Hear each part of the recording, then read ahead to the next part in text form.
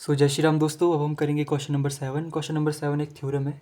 इसमें क्या बोला है, prove that a convergent sequence is always bounded. ठीक है, और हमें इसके बाद बोला है कि इज़ इट्स कन्वर्स ट्रू। ठीक है, तो हमें बेसिकली बोला क्या है कि अगर हमारे पास एक कन्वर्जेंट सीक्वेंस दी है, ठीक है, तो वो हमेशा ही क्या होगी, बाउंडेड होगी। मतलब उसमें हमारे पास कोई लोअर बाउंड भी होगा और अपर बाउंड भी होगा। जैसे बात मान लो, एक एग्जांपल लेते, जैसे सीक्वेंस हमारे पास है 1/n। ठीक है, तो 1/n ऐसा होता है 1/2 1/3 और ऐसे करके 0 का अप्रोच होती है। तो ये 1 और 0 के बीच में बाउंडेड है। ठीक है, क्योंकि कन्वर्जेंट सीक्वेंस है तो ये बाउंडेड भी होगी। यही हमें प्रूव करना है।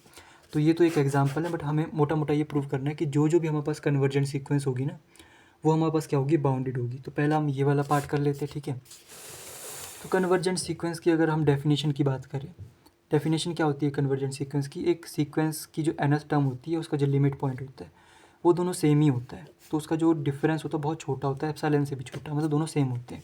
For every n is greater than equal to m। ठीक है, ये हमें डेफिनेशन पता होती है कन्वर्जेंट सीक्वेंस की। अच्छा, तो यहाँ से हमें हमें बताना क्या है कि जो an है ना, वो हमारे पास क्या है, बाउंडेड है। मतलब यहाँ पे कोई एक वैल्यू आनी चाहिए और यहाँ पे कोई एक वैल्यू आनी चाहिए। ठीक है, हमारे पास ये चीज़ गिवन है कि an माइनस एल का जो मॉड्यूलस है वो छोटा है एप्सिलॉन से।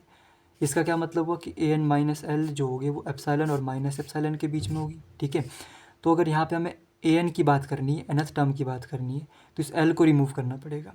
इसको रिमूव करने के लिए l का एडिशन करना पड़ेगा, यहाँ पे भी, यहाँ पे भी, यहाँ पे भी। ठीक है, तो हम बोलेंगे l plus epsilon is great smaller than an which is smaller than l plus epsilon, यहाँ पे माइनस आएगा। ठीक है, हम बोल रहे हैं हमारे पास जो सीक्वेंस की जो nth टर्म है वो हमारे पास l माइनस एप्सिलॉन से बड़ी है और l प्लस एप्सिलॉन से छोटी है।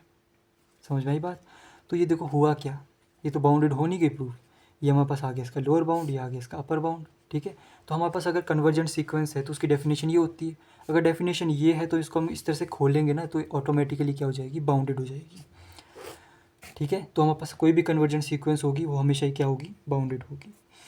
तो दूसरा हमारे पास बोला है is it's converse true. Converse true है क्या इसका, इसका कन्वर्स क्या होगा कि हमारे पास जितने भी बाउंडेड सीक्वेंस है वो सारी कन्वर्जेंट है। ठीक है, जितने भी हमारे पास बाउंडेड सीक्वेंसेस होगी वो हमारे पास अल्टीमेटली कन्वर्जेंट होगी। ये होगा इसका कन्वर्स। ठीक है, तो ये होता है क्या, तो ये हमेशा ट्रू नहीं होता है। जैसे बात मान लो ये हमारे पास है, अगर हम सीक्वेंस के nth टर्म को ये लेते हैं कि -1 की पावर में n। ठीक है, तो हम a1 हमारे पास क्या होगा, -1, a2 क्या होगा 1, a3 क्या होगा -1, a4 क्या होगा 1, मतलब 1 -1 1 -1। ठीक है, तो एक चीज़ यहाँ पे देखिए, ये हमारे पास सीक्वेंस क्या है, बाउंडेड है। -1 और 1 के बीच में बाउंडेड है, बट ये कन्वर्जेंट नहीं है। क्योंकि देखो ना, ये हमारे पास किसी एक वैल्यू की तरफ कन्वर्ज नहीं कर रही है, ये डाइवर्जेंट सीक्वेंस है। समझिए बात को, डाइवर्जेंट सीक्वेंस है बट बाउंडेड भी है। तो ज़रूरी नहीं है कि अगर हमारे पास बाउंडेड सीक्वेंस हो वो कन्वर्जेंट भी हो, तो ऐसा ज़रूरी नहीं है। इस केस में हमने देख लिया। ठीक है, वही चीज़ मैंने सारी यहाँ पे लिखी है, ये आप टेलीग्राम चैनल से डाउनलोड कर सकते हो नोट्स। ठीक है।